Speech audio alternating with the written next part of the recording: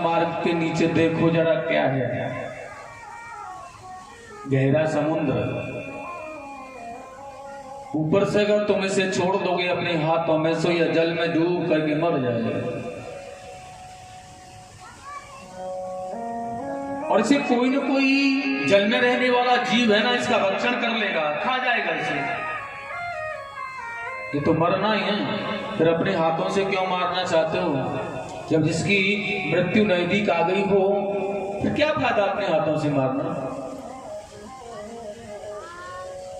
सम्रासुर विनाश काले विपरीत व्यक्ति, और उसके मन में आ गया नारद जी ठीक ही कह रहे हैं, मैं अपना नरक में क्यों जाऊं, मैं इसे अपने हाथों से क्यों मारूं, जबकि यह स्वयं ही मर जाएगा। और देखिएगा सम्रासुर ने उस बालक को छोड़ दिया हाथों में से। जैसे इस बालक को हाथों में से छोड़ा, उसी समय एक मृत्स्य जल के ऊपर श्वास लेने के लिए आया है, और उसने मुंह खोला हुआ है। यह बालक आकाश मार्ग से जैसे नीचे आया, सीधा उसके मुख में होकर के चला गया है। लेकिन यह मृत्स्य काम का भक्षण करने के कारण, क्योंकि यह प्रद्युम्न कामदेव का अवतार है, भगवान के जो पहले पुत्र हैं रुक्मिणी जी के पुत्र, यह कामदेव का अवतार है हमारा।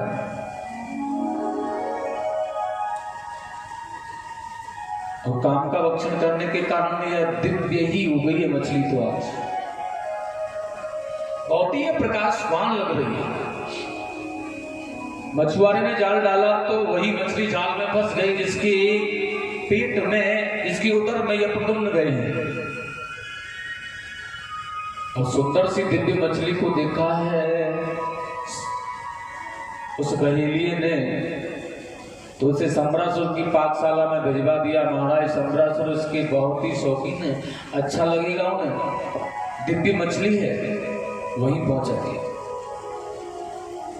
बहुत से नाम भेंट लेकर के यहां से आ गया है, लेकिन जब इसे पाकशाला में भिजवाया गया और उसका पेट सीधा, इसके अंदर से बहुत ही सुंदर दिव्य एक बालक निकला है। वही कामदेव की पत्नी को पता था, इसलिए यह यहाँ बच्चों को विद्या अध्ययन कराने का काम किया करती थी, विद्यावती के नाम से रहती थी। लेकिन अब देखा है उन्होंने, भैया ये मछली के अंदर से बालक निकला है, अब उसका पालन पोषण कौन करे? वही विचार किया, हमारे नगर में जो विद्यावती रहती है उनके पास कोई बालक नहीं है, और बच्चों का बहुत शौक है उन्हें, इसलिए उन्हीं को वो बालक दे दिया जाए। और उस बालक को ला करके विद्यावती को दे दिया। लेकिन विद्यावती जानती थी कि ये कौन है, उसे पता था, भगवान ने उसे बता रखा था। देखिए अपनी योग माया के द्वारा इस बालक का यह पोषण गुप्त रूप से करने लगी। जिसका काल है उसी के यहां पर पल रहा है और उसी के यहां बड़ा हुआ है।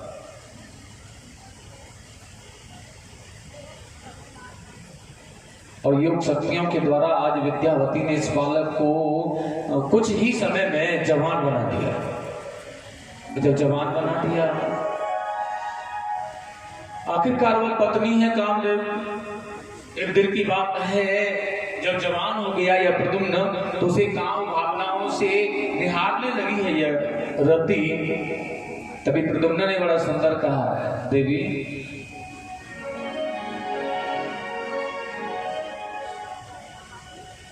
मातृभाव मतिक्रम्य वर्त से कामनी यथा। वैसे तो देखा जा रहा है पालन पोषण करने के आधार से तो मेरा और तुम्हारा जो भाव है ना, वो मात्र तो होना चाहिए, माता के जैसा। लेकिन तुम्हारी दृष्टि से लग रहा है कि कामनियों की तरह तुम व्यवहार कर रही हो मुझसे। तभी रति ने कहा है उसे, महाराज मैं आपकी माता नहीं हूं, मैं आपकी पत्नी हूं। उसे याद दिलाया जिस समय देवताओं का कल्याण करने के लिए आपने देवराज इंद्र के कहने पर भगवान शिव की समाधि को तोड़ने का संकल्प लिया, तो उनके तीसरे नेत्र से जलकर के आप भस्म हो गए।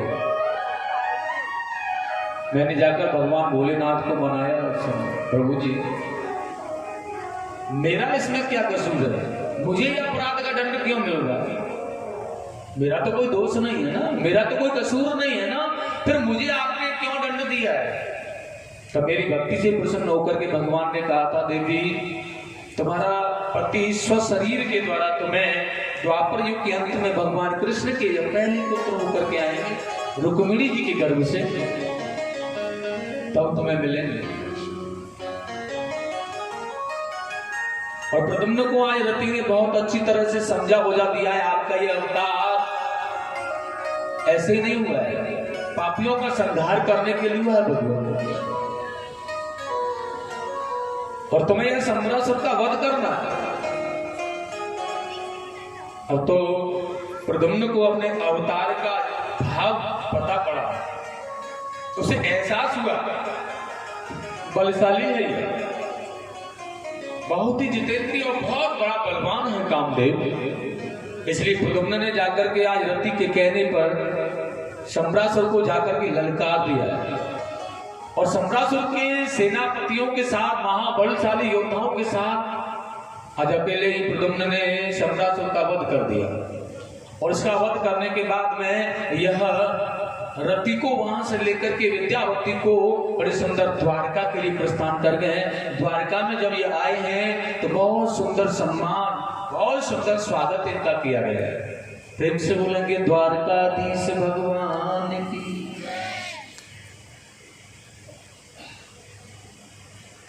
जिस दिन से द्वारका में भगवान आए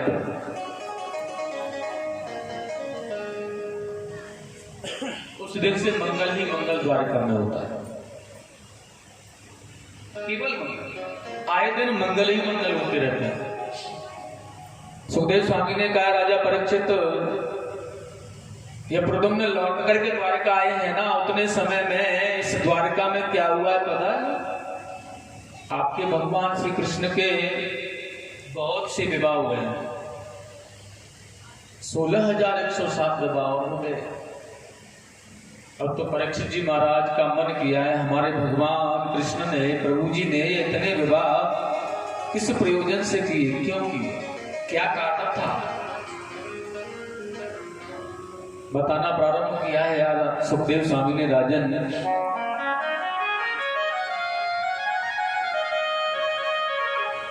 द्वारका में सतराजित नाम के भगवान सूर्य की उपासना करने वाले भक्त रहते थे, और भगवान सूर्य ने प्रसन्न होकर के उन्हें स्यमंतक नाम की मणि दी थी। लेकिन एक बार एक कारण था, यह मणि जो थी बहुत सुंदर पूजा अर्चना करने के बाद 8 बार स्वर्ण देती थी प्रतिदिन।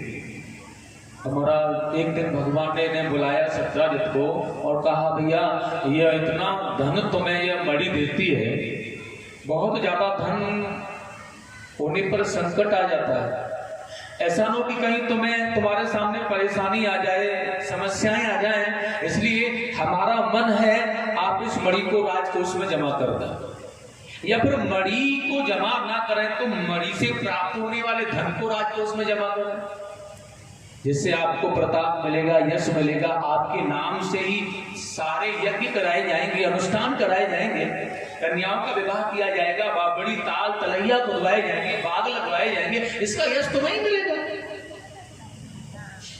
सतराजित ने मना कर दिया, नहीं, कोई जरूरत नहीं हमें इसकी। भगवान ने कहा, भैया मणि तुम्हारी है, इसमें हम आपसे बहस भी तो नहीं कर सकते, जिद भी तो नहीं कर सकते। लेकिन अगले ही दिन उसका भाई प्रसेन उस मणि को लेकर के गले में लटका करके घूम रहा नगर में।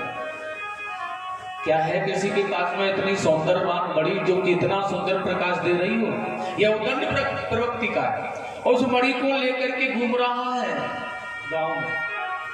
लेकिन यह घूमते घूमते जंगल में चला गया, और जैसे जंगल में गया एक सिंह ने इस मणि के दिव्य प्रकाश को देखा, और वो सिंह मणि के उस प्रकाश पर मुक्त हो गया है। इसलिए उस प्रकाश पर इतना मुग्ध हुआ कि उस प्रसेन को मार करके उसने वो मणि प्राप्त कर। लेकिन वो उस मणि को पास में रख करके इतना मुग्ध हो रहा है कि देख रहा है, बस क्या है ये अद्भुत प्रकाश, इतना मोह उत्पन्न हो गया उस मणि से, उसे इतना लगाव हो गया कि उसने खाना पीना सर्वस्व छोड़ दिया, बस मणि को सामने रख करके उसी को निहारने लगा। इतना अद्भुत प्रकाश, इतना दिव्य प्रकाश, इतना आनंदमय भाव आ रहा है उसने सर्वस्व उसमें लगा दिया। और साथियों, तुलसीदास जी तो कह रहे हैं वो ज्यादा मोह जब हो जाता है ना तो दुख का कारण बन जाता है। किसी भी वस्तु से कहीं पर भी अगर बहुत ज्यादा मोह हो जाए, अत्यधिक मोह हो जाए तो वह दुख का कारण हो जाता है। इसलिए आज ये सिंह के पास मणि है और यही मणि जामवंत जी महाराज की पुत्री जामवंती ने देखी तो जामवंत जी ने सिंह का वध किया, क्योंकि राजी से तो वो मिलना नहीं, इसलिए सिंह का वध किया, उस मणि को प्राप्त कर ले गए। बेचारा मोह के कारण प्रसेन मारा गया और कोई वस्तु खाने की नहीं है, उस पर मोहित सिंह हो गया, वो भी मारा गया, प्राण चले गए बेचारे। मोहित केवल मोह करने जामवंत जी ले गए इस मणि को, जामवंती उससे खेलती है। लेकिन नगर में चर्चा होने लगी। एक दिन सत्यराजित ने कहा हमारे भाई का कोई पता ठिकाना नहीं है। सुनो, लेकिन यह निश्चित है कि या तो अपहरण कराया है या फिर उसे मरवा डाला है। यह द्वारकाधीश कृष्ण के अलावा कोई नहीं कर सकता है, क्योंकि यह एक दिन उस मणि को प्राप्त करने के लिए कह रहे थे हमें और हमने मना कर दिया। हमारी मणि है, शायद है, मणि का भी पता नहीं है, भाई का भी पता नहीं है, तो इन लोगों ने, या राजा लोग हैं भाई, कुछ भी कर सकते हैं। लेकिन तुम्हें किसी से कहना नहीं है, क्योंकि यह राजा महाराजाओं की बात है, अगर फैल गई तो वह हमें भी मरवा डालेंगे। लेकिन माताओं के अंदर कहां रहती है बात है? तो पत्नी को बता तो दिया, भूल कर गया, लेकिन वो उसको बड़ी बेचैनी होती है। एक दिन किसी कारण से उसकी सहेली उसके पास में आ गई तो अनमन देखा ना, पूछ लिया बेचारी ने, क्या बात है, मैं देख रही हूँ कि कई दिनों से तू बहुत परेशान। उसने कहा नहीं कोई बात नहीं। अब वह सौगंध देने लगी, तेरी कसम खाती हूँ मैं किसी से कहूंगी नहीं। कसम भी उसी की खा रही है, तेरी कसम किसी से नहीं कहूंगी, तू बस बता दे मुझे, तू जानती है मैं यहाँ की बात वहां, वहां की बात यहाँ तो नहीं करती हूँ ना, तुझे पता है ना, बिल्कुल नहीं करती हूँ मैं, मेरी आदत तू जानती है हमेशा से। अब सत्यराजित की पत्नी ने कहा तो फिर देख लेना, किसी को बताना मत। नहीं बताऊंगी, तय कर दिया, तेरी कसम नहीं बताऊंगी। उसने बता दिया, वो जो भी पतिदेव ने कहा था ना, वह सारा हाल उसको पढ़ दिया। हमारे जो देवर हैं ना, उनका वध करा दिया गया है। शायद किसने कराया है? वही द्वारकाधीश है ना। राजा महाराजाओं की बात है, किसी से कहना नहीं। अब तो महाराज उसके पेट का दर्द तो बंद हो गया कह करके, लेकिन उसका चालू हो गया, उसका चालू हो गया।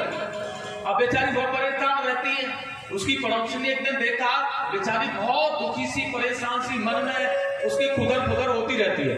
उसने कहा तू परेशान रहती है, क्या कारण है? उसने कहा कोई बात नहीं। लेकिन वो कहने लगी, तेरी कसम कोई बात हो तो मुझे बता दे, मैं किसी को कहूंगी नहीं, किसी को नहीं कहूंगी। अब उसने उसे बता दिया, ऐसे ऐसे उसके पेट का दर्द हुआ, उस तीसरी वाली का चालू हो गया। अब उसकी कोई पड़ोसी या कोई सहेली होगी, उसे उसने बता दिया। पूरे नगर में घूम करके बात आ गई, लेकिन उसने कहा क्यों नहीं, तूने किसी से कहा तो नहीं? नहीं, पागल है क्या, तू जानती नहीं मेरा स्वभाव कैसा है, मुझसे ये आता ही नहीं कि यहाँ से वहां करूं और वहां से यहाँ करूं। और पूरे नगर में ढिढोरा पिट गया, पूरे नगर में ढिढोरा, लेकिन किसी ने किसी से कहा नहीं। यही होती है माताओं की बात है। और देखिएगा आज भगवान कन्हैया जी को जब पता चला कि ये सत्यराजित अपने भाई के अपहरण, लुप्त हो जाने पर, खो जाने पर हमें दोषी ठहरा रहे हैं, बताओ मृत्यु हमने करा दी। भगवान ने हंस करके ब्राह्मणों से कहा, जरा देखो तो सही, ऐसा दो समय क्यों लग रहा है भैया? ब्राह्मणों ने हंस करके कहा, प्रभु तुमने चौथ का चंद्रमा देख लिया लगता है, यही है इसलिए। अब भगवान अपने कुछ साथियों को लेकर के खोजने चल दिए, ठीक है, और जब प्रसेन को खोजने गए तो देखा वो प्रसेन का मृतक शरीर शव मिला जंगल में। उसे उसके घर वालों को सौंप दिया, ले जाओ उसे। उसके आगे चले हैं तो वह सिंह भी मरा हुआ पड़ा है बेचारा, उसकी भी गोविंदा नहीं। ठाकुर जी ने देखा वहां एक भालू के एक पैर के निशान बने हुए और उसी के आधार से वो चलते जा रहे थे। और देखिए उसी गुफा में पहुंच गए जहां जामवंती खेल रही थी इस मणि से। ठाकुर जी ने मणि को ले लिया जामवंती से और लेकर के चलने लगे, क्योंकि उन्हें तो केवल मणि ही लेनी थी। लेकिन ये जब रोने लगी है ना तो जामवंत जी निकल करके आ गए और जामवंत जी ने कहा, सुनो, ये मेरे पुत्री के खेलने का खिलौना तुम कैसे ले जा रहे हो? कौन हो तुम? भगवान ने कहा कृष्ण है। अब जामवंत ने कहा होगा कोई कृष्ण, क्या पता। लेकिन जामवंत ने कहा कोई भी कृष्ण हो, मेरी इस मणि को नहीं ले जाएगा, ये मणि मेरी है। भगवान ने कहा मणि को तो ले जाएंगे भाई, इसके लिए चाहे कुछ भी करना। जामवंत जी ने कहा तो फिर युद्ध करना हो।